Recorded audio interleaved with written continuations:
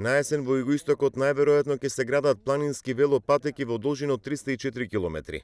Зелено светло треба да даде швајцарската агенција за меѓународна соработка која додели грант од 320.000 евра, а за кој жителите од југоистокот предложија преку форум на заедница да се насочат за реализација на проектот Смарт велорегион. Од Центарот за развој на југоисточниот плански регион доставена е проектната документација, кажа Ѓуркова.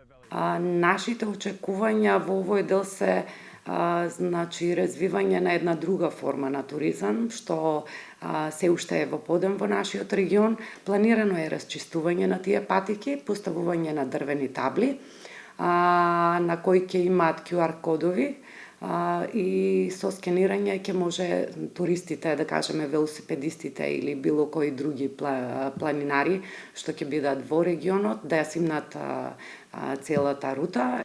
Предвидени се вкупно 13 планински велосипедски рути со кои ќе бидат поврзани сите 10 општини од регионот, за да може да се поттикне нова форма на туризам во југоистокот.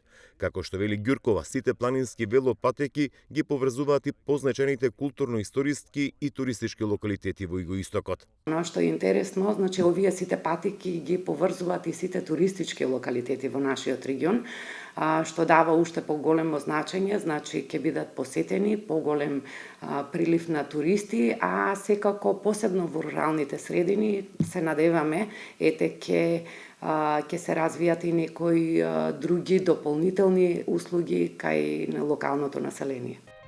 Планинскиот велосипедизам во југоисточниот дел на државата станува се повеќе атрактивен. Последниве години голем број велосипедисти од Бугарија и Грција се гости и рекреираат по планините во 10 општини од овој дел на државата. Новите рути ќе бидат дел и од туристичката понуда на југоисточниот плански регион.